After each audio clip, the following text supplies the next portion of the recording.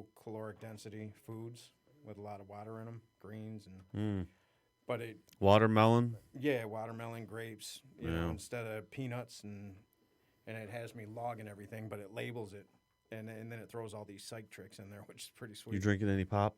No, not at all. I really don't. Oh, we're live. It's 6 o'clock, and we are live on Facebook, and I can start the encoder whenever you're ready. So, just go ahead. Just going. Yeah. All right, hold up, I'll point it.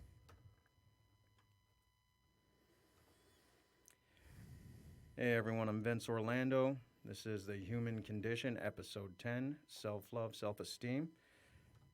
I'm Sean Davis. How you doing, Sean? I'm doing pretty good. How you doing? I'm good. Took a week off. Yeah. What we got to, and that was vacation, right? Yeah. And that's a little bit of self-love. Yeah, it is. Yeah, that's good. Jersey Shore, can't beat it. No, we owe it to ourselves. So, self-love is, we'll get right into it. Self-love, self-compassion. Self-love is the popularized name. Self-love, in days past, carried a negative connotation. It was related to egotism, conceit, got a bad rap. That's changed in the advent of modern psychology, spirituality. In fact, it's a tenet, and it's also different from self-esteem. Self-love, self-compassion is the way you treat yourself, not physically, but the way you react to yourself, predominantly when you make mistakes. It's self-compassion is a way of interacting with yourself without harsh judgment, harsh criticism. That's not to say that everything's okay, but that you don't condescend yourself, you don't beat yourself up. So that's self-compassion. Self-esteem is established for us. Self-esteem. Do you put self-esteem and self-worth in the same category? It's that's something that's debatable, and really we can get caught in semantics with that. But it is kind of, because self-esteem is established for us, right? And the best studies that I've read have your self-esteem established by the time you're 3 years old. There's some that will go out to 7, but from the third trimester until you're 3 years old, your personality is formed, which is a byproduct of your self-esteem. And we can call that self-worth. Very similar. But the self-esteem is something, if the self-esteem is low, you spend your entire life battling. And it's a byproduct of lack of self-compassion. When your self-esteem is low, it's hard to be compassionate with yourself because you're always judging yourself harshly. Even if you don't recognize that you're doing that, you don't have to say, I'm an asshole, I'm this, I'm that. It's just something that's ingrained in you. It's toxic shame. It can be toxic shame if you're not programmed properly. And traditionally, at least in American culture, we're not. We're programmed at a very young age to believe that we're less than, that our self-worth is predicated on our accomplishments, right? You get the good grade or you're a bad kid. Or the material. Material. We talked about it. We talked about it in group today. How do I define my self-worth, and the biggest one was how many women are talking to me? That is huge for men. How much material stuff do I have? For everyone. We kind of broke it up into positives and negatives because it's just,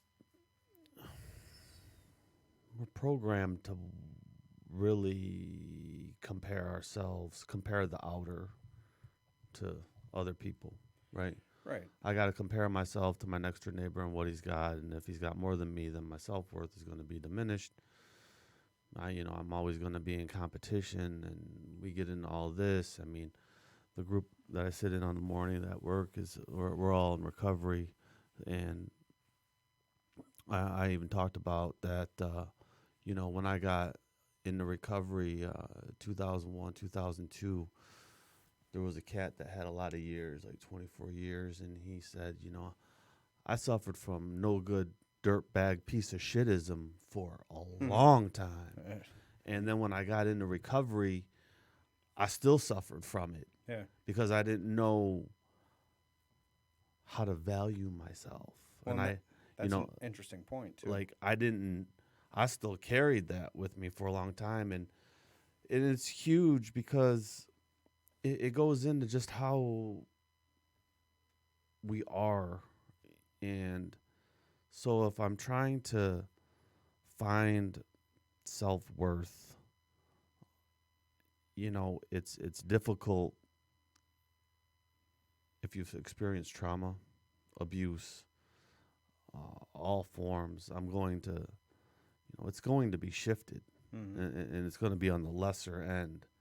So if my self-worth and my self-esteem is completely fucked, well, you can't love yourself then. You can't. how do I do some self-love, you right? It's not possible. And it's weird because like you'll buy stuff, and then you get the dopamine going in that moment. Exactly. Yeah. Same with any other compulsion. But it only lasts for a Right. little while. And, it was an interesting conversation this morning about like, well, that Corvette will make me feel good and I'll get a lot of compliments. But And feel after good a in while, those moments. right, Yeah. after a while, that wears off. And now I've got a Corvette that,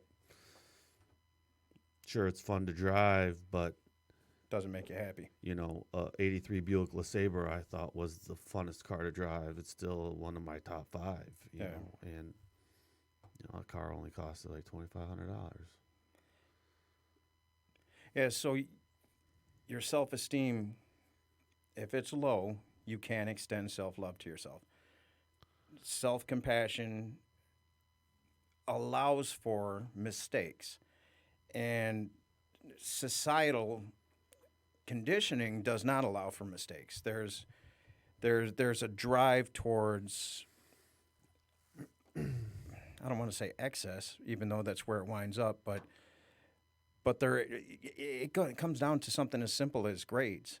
You can diminish a child's self-esteem by ragging on them for getting an F. And so it's the same thing when you deal with a kid. You can deal with a kid compassionately and say, man, that sucks. How can I help you? How can I be there for you? What do we need to do to get you to the A level? Or let's get you a B or a C. That's compassionate. Or you can say, you're grounded.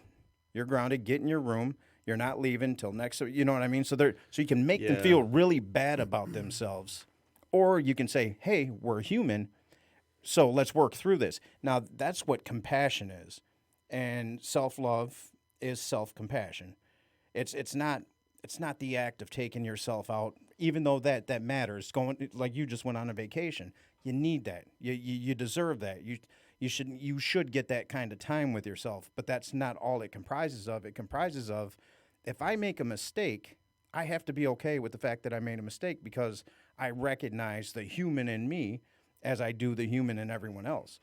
And you can tell a lot by a person in the way they interact with their children, because if they're real harsh on their kids, well, their self-worth is broken, right? You know it because you couldn't act that way. Or like, otherwise. man, the world is a weird place for me right now. So I do an adolescent group, same place I work at. And so these kids are all on probation, kind of. It's weird. For let's say truancy. Yeah, you told me about that. That's all right. insane. They get caught doing this truancy stuff. They get put on probation. They actually have to go to like district court and all this other shit. All right. So now you are going to this group and the number one thing is like they all drop dirty, for their court thing. So now it's like, oh, all right, you got marijuana in your system and you have truancy, and You're bad. Yeah, right. We're gonna put you in this group. So like, there's certain judges that will lock you up for having bad grades. A kid, 9 months. Yeah. And that's the solution. That makes absolute sense. So they really get locked up? You locked up. Like jail. You go to really? Yeah. For grades. For grades. And truancy. See that things have changed. Things since I was have a definitely truant changed, when I was a kid. And the thing is, like, so in this group, I'm like the biggest advocate. I honestly, the kids love me because I just advocate for them because I can't do anything else. I teach them, like, this is what you want to do to get out of the situation that you're in, and they don't actually have the skills. Some of them do understand what self-love is, but then you're gonna get your lines crossed if, like, you go lock them up for grades. Where's the compassion There's none. piece in that? With technology and attention spans being shorter and shorter, it's just like a mix of, like, just a lot of confusion and stuff, especially like in low income neighborhoods and stuff. Like, parents are working 2-3 jobs to make sure that there's food on the table and the rent's paid. There's going to be a lack of supervision and stuff like that. And then, so now you're going to separate this child from its family because it's having a hard time learning. And then you expect it to what? Understand what self-love is, self-worth, self-esteem. You just fucked that. Yeah. And it takes a real strong individual to be able to bypass that. so it's very Unique. Yeah, just like it's like, I know it's like not the 90s anymore, but like the 90s, it just kind of seemed like, you know what? I got caught smoking a little weed underneath the bleachers, hanging out with, Susan, and, maybe we're doing a little something. I get a little in-school suspension or whatever, or a little slap, just regular detention, whatever. And, they're going to talk to me about the dangers of marijuana and drinking and, like, that shit. And that's pretty much it. That was, like, our punishment. Yeah. Like, that behavior now, you're on probation for a year. You drop twice a week.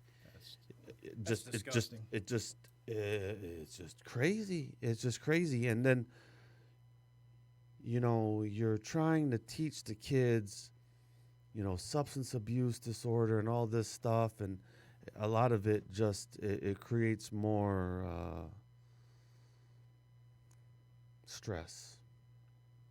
And when I'm stressed out, I know how to implement self-love things now. I'll go to Motor City Float and float for an hour. I look at that as a way of self-love. I'll go to the gym. I'll treat myself to a real nice dinner. I'll do things for myself, and I know what to do now. I didn't always know what to do. This is all, I didn't really know what self-love was probably until, like, 31, 32, 33. You got there before I did. Shit. And it was all, people in recovery that taught me this stuff. See, I thought I loved myself, but it was all ego-based. So what can I acquire? And I did a pretty good job at stacking things around me. How many women can I get? How much money can I blow? And, just the validation. all these the stupid validation little piece. Things. So it was hard to tell me, because I remember the first time I spoke with a counselor. And this is when the patterns had gotten to be so out of control that I was like, you know what, I need to talk to somebody. I think I was forced into this, actually. And they mention self-esteem. You have low self-esteem. Fuck you, I do. I don't have low self-esteem. Look at this. Look at this. Look at this. I got this. I did this. I did. And I couldn't understand what they were talking about. Lo and behold, they were right. I from a very young age, I was taught not to love myself. So there were two components in my life. So, at a young age, I developed what psychologists call disorganized attachment. My parental units were both the source of my trauma, but also the source of my livelihood. So it causes this confusion in you, and this is part of where PTSD comes from. It doesn't always develop from that, but I think the number is really high. I can't remember the percentage, but most PTSD, people diagnosed with severe PTSD, they suffer from early onset disorganized attachment. So I remember I would have my dad, and who says this to a kid? You're a piece of shit. You're always going to be a piece of shit just like me. So this guy didn't love himself. Right now I can sympathize with that, but that's what's getting drug into your head at a very young age. And then my mom, because he would kick the shit out of her, would pull me to the side and say, hey, you can be whatever you want to be. So luckily I had, I can't fathom the environment where it's just hopeless. Where my mom isn't pulling me to the side and contradicting what he's saying. I believed both, unfortunately. So I didn't really know. There's no way I could have known what self-love was because subconsciously I hated myself. Not consciously. Consciously, I was doing what my mom told me. Subconsciously, I hated myself because I was a lot like my dad subconsciously. Do you find it difficult to feel love? Not anymore. But yeah, there was I didn't know what that was until really my son. I had an idea. And So I could read a book and intellectualize. no kids. Like, you can't use the kids. Like a friend. Like a friend you know for 5 or 6 years. When they say that, man, I love you. And can you feel it? Or is it difficult? Well, there's like anything that's programmed and deep, Yeah. there's still the gut reaction like, oh, it's off-putting at first, and then I'm able to process through that shit. But it's I know. off-putting, I know. And I'm getting more used to it now, being able to say it because It is hard. We talked about it today, man. Like, I was like, you know what? I still have a hard time processing people that love me. You could put me in a room with my closest friends. So you mean difficult to receive love? Yeah. I can give it. I can give it no problem. Yeah. But like, I love the way that I want to be loved, but in that it's hard to get in. Yeah, and that's that fragmented self, man. It's the cycle we're trying to break. I can feel God's love, no problem. No problem feeling that whatsoever. Other human beings, it's like a fucking labyrinth, man, trying to get in here. Well, that's because the illusion of separateness. We had that illusion of separateness. So with God, or whatever you want to call that source, right? Whatever that is to you, when you go into deep meditation and you feel that, or in peak experiences where you travel and you're standing on the top of a mountain, so you get these moments. I mean, we were just talking about this in Refuge the other day. Life is a series of these peak experience moments, hopefully stringed together by faulty subconscious programming, and we're constantly trying to transcend that faulty programming. But when it comes to human beings, because we are dualistic, so we're brought into this human experience. We're souls having this human experience.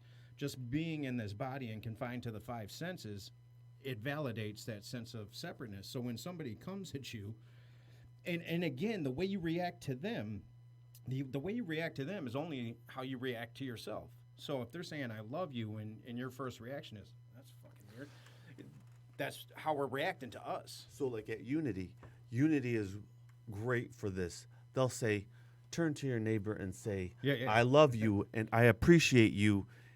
Like the first time I did that, I was like, ooh, like this is I'm out of my comfort zone. Yep.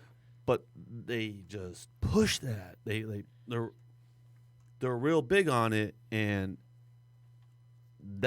those are things that will create breaking down the labyrinth. And that's what it is too. It's those baby steps. 'Cause that's really not a big deal now. Not now. I remember when 2002, I'm like, oh shit! Everyone's looking. You know, I'm trying to look straight, not make eye contact, so I don't have to say. You know what I mean? 90 days sober, and you're asking me to do that. I'm like, whoa.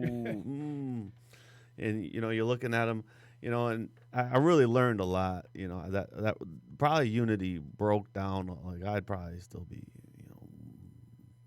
way behind on that stuff if it wasn't for Unity. They really taught me a lot. The tenets there, man, it is a beautiful way to live. Yeah. Without judgment. The hardest thing to do is break down that judgment towards yourself. I struggle with it still, but at least now I've transcended enough to where I can see that The way that I speak to you or I speak to my children or I speak to anybody else is a reflection of how I feel about myself. So I'm always going back inside now. It doesn't mean I don't make missteps, because I do all the time. But I'm able to bring it back to me and see, okay, what's off inside me. And it's easy to say, well, that person's an asshole. I try not to do that anymore. I try to say, why was my reaction? Because there's a difference between in the moment responding to something in a way that, okay, I got to walk out of this situation, or carrying it with you. Why did I carry that with me?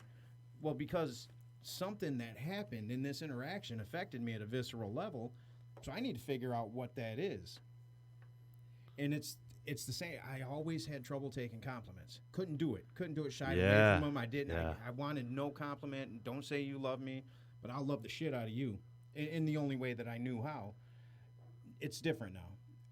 But I still get the gut response. Like, we was talking this morning, like, because some of the dudes was like, man, I can't take a fucking compliment. And I was like, what I started out doing, because I had the same problem, was I'd say thank you. And then I'd even have like a little conversation like, man, I really appreciate that, because I have a tough time taking compliments. And by doing that, I've gotten better. Does it still make me uncomfortable? I can receive compliments with people I know. Strangers giving me compliments, still throw me for a loop. That's a little curveball up on there, and I was like, thank you. And it's just the way it is. That's, I think, a little self-esteem, self-confidence, self-worth. It's still figuring itself out. Well, and what's funny is we work hard for those compliments, and then when they come, we're like, oh, shit. Yeah. Let me get out of here. I didn't know you were really going to do it, because deep down, I know for me, I can only speak from my experience, but I didn't feel worthy.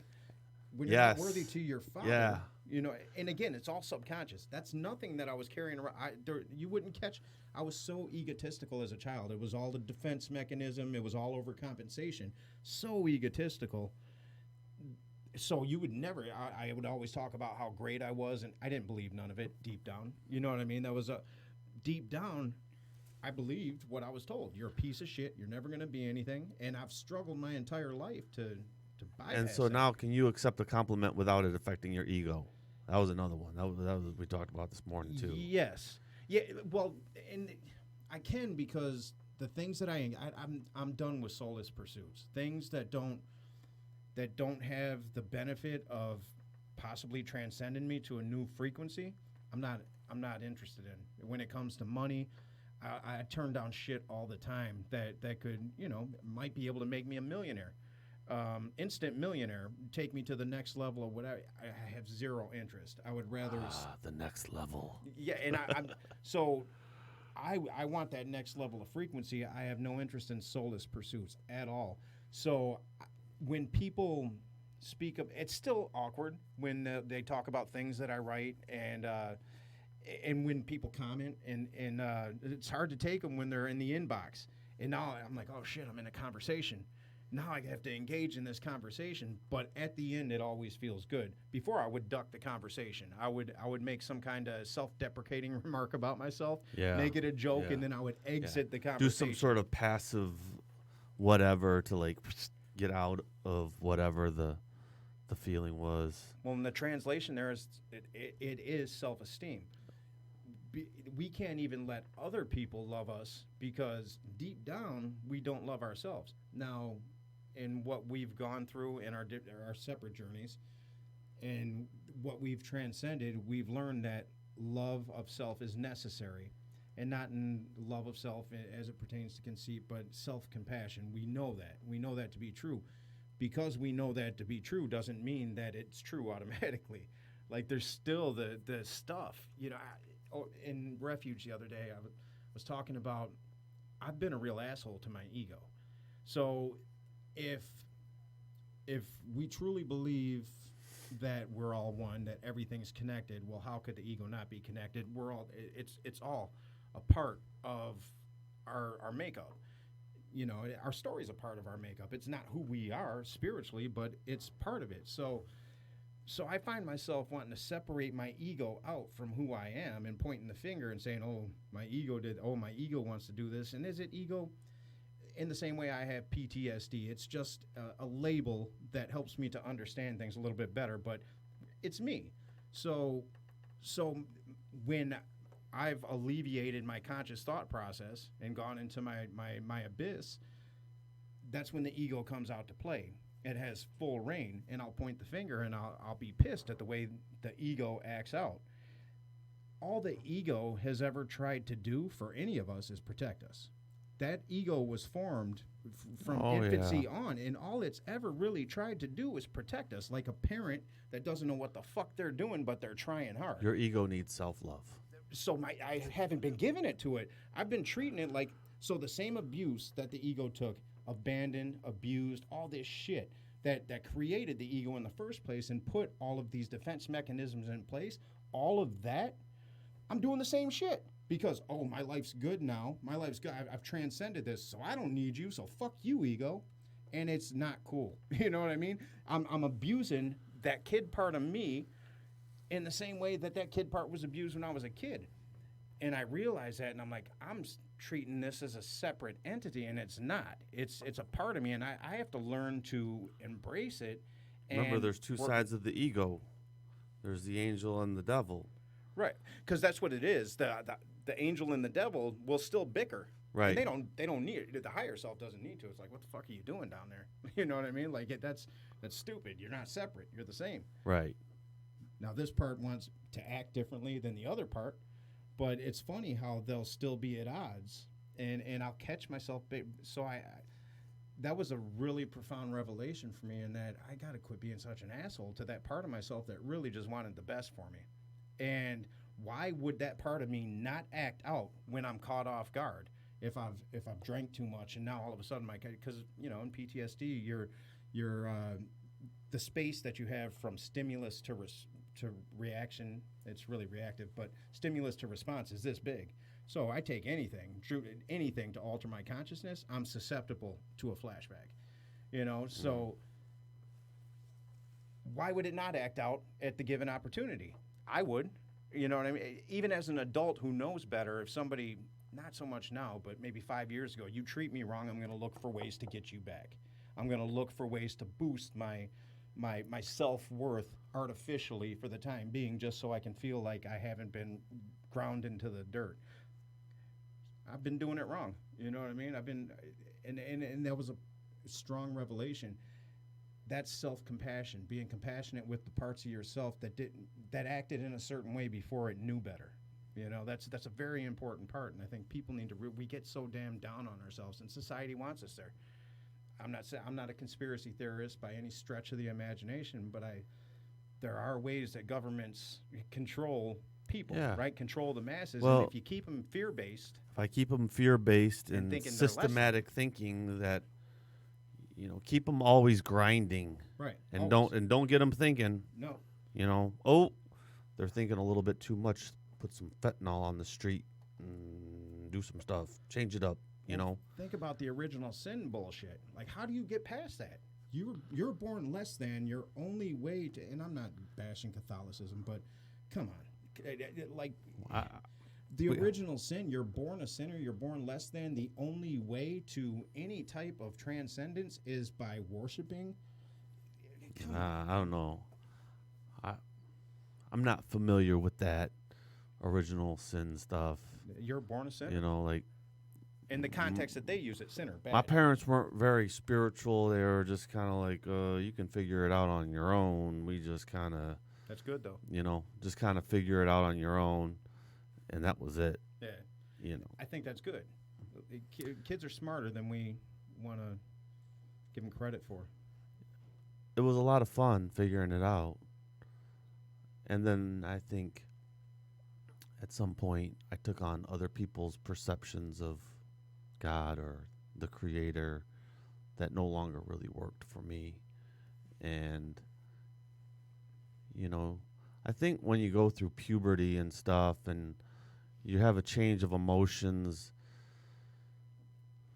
I was just like, I don't know, my God didn't really, I was just so broken. I was just so broken, and I just started drinking and smoking weed to drowned out the emotions. I just couldn't figure it out on my own, like normal people. And it was funny because we were talking today. I truly believe that there are some people that don't suffer from alcoholism or addiction that have a better grasp of self-love and self-esteem and self-worth. And I gravitate to them because I ask them.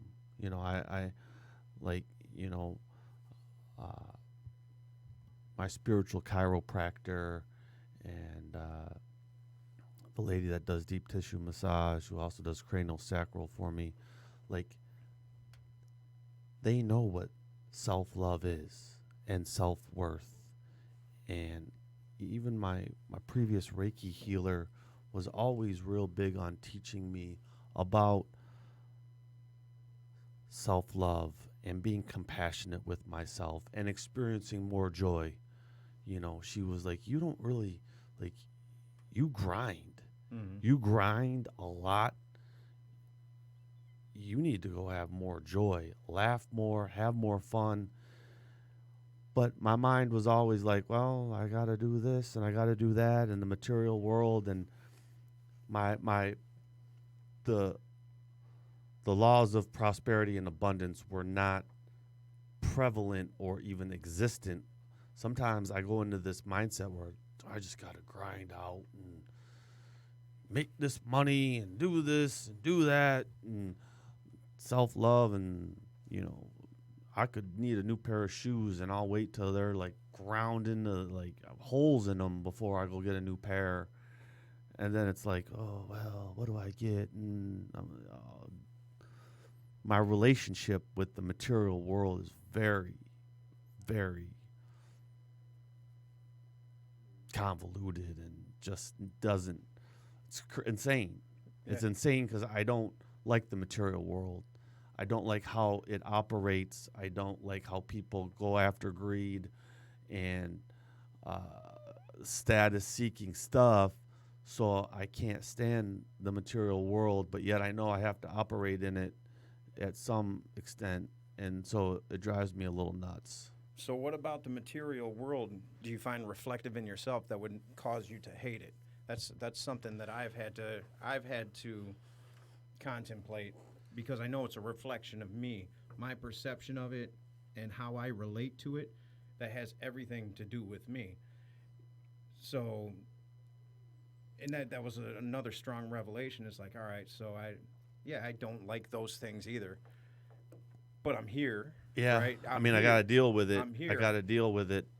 I What- was always like, I don't know. I just always thought Native Americans had the right idea, like bartering, and I've got some, leather moccasins, and I'll trade you for, 20 arrows and some of this, and it just seemed more simple rather than the wanting. And the material world is, I've got more than you, which means I've got more power than you. Which means you're less than. Right. And so when people start thinking that they have more power than me because maybe they have a couple more zeros in their checking account, then my ego is like, why don't you come see how much power I got? Yeah. I can show you a few things about power. And that type of thinking, gets me into trouble because, and then I get in a little like on that dark side, and I don't really like being there either, because once I'm on the dark side, self-worth, self-esteem, self-love out the window. Yeah. It's gone. Doesn't even exist. Can't. No. There's no coexistence there. No. And that's the thing. So self-esteem can be dangerous because self-esteem can be propped up through these artificial things that we speak of, through superficial. By superficial means, you can boost your self-esteem. So it can be dangerous in the way you attain it. The only positive way to attain self-esteem is, well, there's a couple. You can be in service, which is going to boost your self-worth, self-esteem. So if you're in service of others, and that makes you, that's a currency. That's a currency that nobody can steal from you, right? So that's why service is such a huge thing, and every spiritual, every 12-step program, Teaching the tools that you have picked up on. being in service. I can't think of anything that makes me feel better than when I've helped somebody out. Yeah. Well, it changes your frequency when you do that. It It changes does. your vibration. And then the other thing is compassion. And just being. Greg Braden, I went to the Conference for Consciousness and Human Evolution out in London back in October, and Greg was one of the keynote speakers there. And I remember Greg talking about he had visited this monastery, and it was in Tibet. It took 16 days to get to it. Very secluded. They don't allow a lot of outsiders. They're not violent, but outsiders just don't come, and they're real. So he got to meet with one of the abbots, and he sat with the abbot, and he asked him, what is the binding force of the universe? And the abbot laughed a little bit and came back with compassion in his own language, translated. Greg left confused, and he got another experience at another monastery in Tibet again. Wasn't a 16-day hike, but anyway, spoke to another abbot. Said, hey, I talked to an abbot over, I can't remember the name of the place. Can you tell me what the binding force of the universe is? Because, this guy told me compassion. And the guy looked at him, laughed a little bit, and said, it's compassion. And then Greg finally, he asked the question that had been plaguing him, well, I thought compassion was an act, something that you did. And the monk said, it's both. And then the light went off. So if you think about compassion as the binding force of the universe rather than an act that we give to ourselves or to an animal or to another human being, if you think about it as the thing that binds everything, it starts to take on a whole new life, because if you think of it, without the human consciousness, the way that and I'm going to go back to quantum physics, but the way subatomic particles act is in complete harmony with one another. Even a supernova, which we would view as cataclysmic, spawns life from that. So everything besides human beings, I mean, even Do you believe that the compassionate energy flow is broken? No, I think we're the break. I can feel when I have tension building up in my gut. I get it really, and I start to get tight. And I'm getting better at catching that, breathing through it, releasing it, but I feel it. So the human beings are that muscle to the universe. Human beings, because we have, and it is an ability, it's a beautiful, evolved trait. It's different than any other animal. We can contemplate our own existence, but we can also contemplate ourselves out of living, right? We contemplate it because we judge ourselves. And so, no, I don't think the force is broken. I think it's going to go on long beyond humans. But I do think that we block it. And I think that the evolution of human beings and our ability to contemplate these things and where we've gone now, we can look back at old traditions and say, wow, they really had it down, right? And then technology has kind of spun us into this more egocentric existence. But I think technology has also bound us in a way that we've never been bound before. And now, me, for example, a kid from Hazel Park, east side of Detroit, well, I can speak in the way that I speak because I've had access to information when I wanted to look. Now, me in my old neighborhood, I couldn't have looked for it because nobody had those books. I couldn't push a button back when I was a kid and get access to that kind of thing. Can it be used in a negative way? Absolutely. There's yin and yang to all aspects of humanity. But that's a long answer to a short question. I believe compassion is the binding force. I think that's God.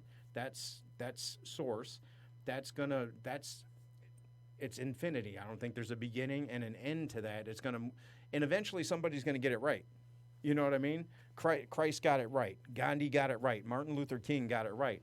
We view their demise as tragic, but the impact that they left in the universe, well, that's transcendent. That's what it's all about. So in America, how do you increase the compassion?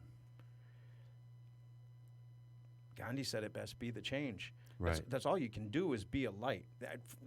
You can't try to change people, but you can change yourself. And when people see that, when people see somebody who's embodying, you talk about your chiropractor. And Yeah. when you see people that, when I met Deepak, he's Yeah, really that yeah. peaceful. You know, Yeah. that guy's really, and you get around that energy, and you're like, okay, well, He's a jokester. and he is. He's But a- he's, hey, yeah. that's joy. Yeah. That's. But you feel it. You feel the energy of some of these people that. I mean, I always wonder what it would have been like to be around Christ, right? To just be there and feel that energy, or I wonder would I have been like, who's that weirdo? You know, because he was a revolutionary, Right. and what I Do we look at him as a weirdo? right where Who would is I this have guy? fallen? Where would I have fallen? Yeah. Now I can say when I was 25, I would have been like, man, in Christ. You know what I mean? That's where I would have been. But now I would have done anything I could do to be in that space. Strange. It is. Talk about self-love, Yeah. you know, and compassion. That Wayne Dyer did a study of, I think it was the 60 greatest teachers. It's a book called Wisdom of the Ages. And in that book, he found 3 traits among the greatest, what he considered the greatest thinkers, Christ being one of them. He said these three people, they had 3 things in common, all of them without question. They weren't power-driven, they weren't attached to outcome, and they were completely unattached to the good opinion of others. It's funny you say that because we talked about power this morning, and I said I don't want none. Power is very tricky with me, and I don't like having any of it. You know, when I accumulate power or my ego or people start saying things and like, man, that was great. And all of a sudden my ego gets big and the power comes to me. God usually checks me real hard. That's egoic power. And I was saying, like, there's been a few times where my power has, I never want it. I just like to maneuver around the planet without it. And there was times when I was younger where I was very power driven, and God checked me so hard because I want to be the controller. I want the power. I want to control. I want what I want. Selfish, self-centered, and just boom, like God just check you, like, oh God, did that hurt, and just level you down. And I've been leveled a few times by God, and I realized that power isn't really all that it's cracked up to be. It depends. Egoic power, no, it's not. So if I look at Donald Trump, for example, and the Dalai Lama, which one has more power? There's going to be a lot of people that point to Donald Trump and his billions and his presidency and say that. I say no, absolutely not. I'm going to the one that causes the least harm. Right. So it's all perception. Viktor Frankl, what he did, being in a concentration camp and coming out and creating logotherapy, that's power. That's true power. I remember I wrote a line in a movie. It was a horror movie, cut print. And the killer was saying, and this was a very sadistic way that, the way that he's putting it out, but he said, you know what power is? And, my character's like, well, it's power's overpowering another person, making them whatever the line was. And then he says, no, true power is giving the other person the perception that they have it. So true power, you look at a guy like Martin Luther King who stands in love and mobilizes and completely changes the face of the planet.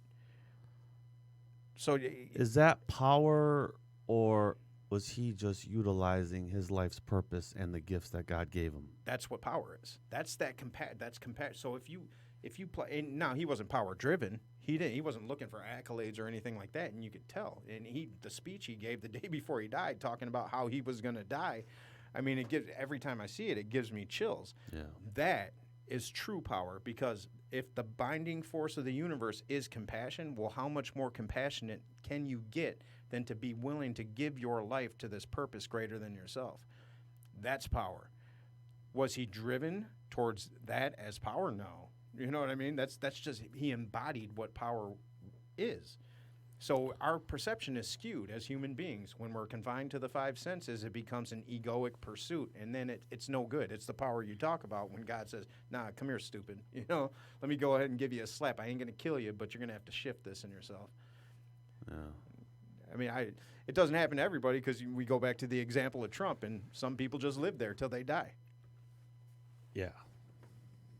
And then it's just, you're going to live it over until you get it right. And we can't prove it, but I believe it. I believe that, you know, the energy is neither created nor destroyed, and until that energy gets to a point where that's the thing too. I always wonder, does it ever rest? What happens with somebody like Christ or Martin Luther King when they transcend this, when they make their transition into that other realm? You know, John Lennon once said he looks at death as just getting out of one car and getting into another. I love that. Love that. Yeah, it's, You know, I believe it's true. I just really, I was like, I like that a lot. And if you believe that, then you don't need to cling to these worldly things, and you definitely don't need to cling to your broken self-esteem. The self-esteem that you didn't create for yourself, that you've been perpetuating as an adult because you didn't know better. You don't need to cling to those old ideas. We have to uncover those ideas. That's where things like addiction, compulsion, tragedy, because for the most part, human beings don't change by choice. Something has to happen to rattle you, for the most part. Something. For me, it was a good trauma. It's my kids. And that, when my son was born, it shook me to my core, this unconditional love that I'd never felt. But it's that's where those things become beautiful, because if you can learn the lessons that they're trying to teach you, you can get to that place. And me, like I said, I'm not interested in soulless pursuits. I want to embody that. I know these things. I can get to them most of the time. It's still not second nature. My ego still runs the show on a lot of occasions because it's my go-to mechanism.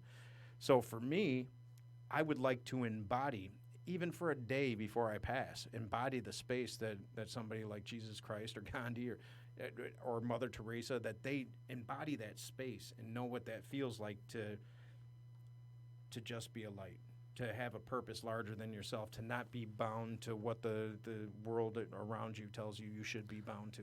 I think That self-compassion. when you realize that you are connected to every living thing, and you can walk around with that mentality without having to get into that mentality, that's what it's probably close to. That's the space.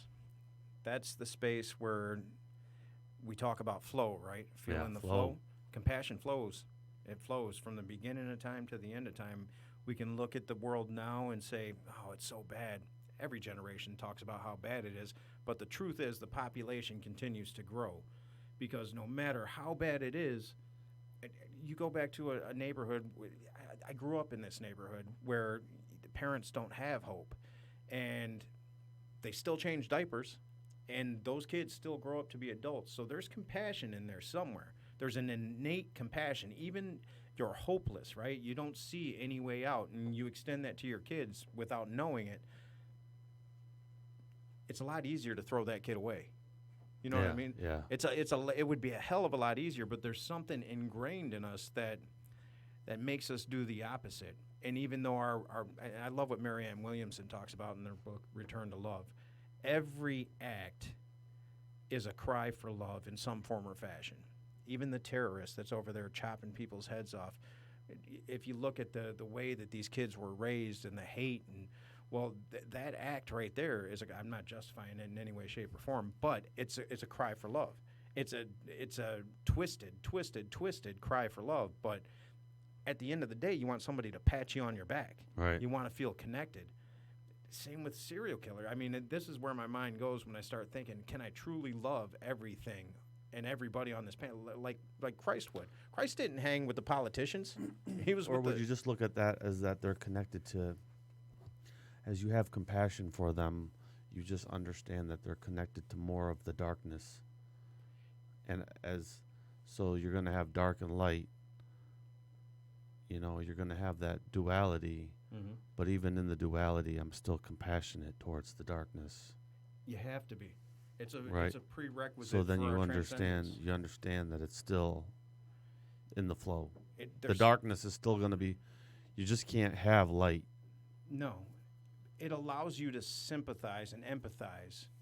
When you get to that level of consciousness, you can really start to say, "Oh man," rather than "fuck you." You're a piece of shit. You're this. You're that. You're this is bad. This is good. I mean, even with I don't know why Trump keeps coming up in this. Probably because he's so talked about.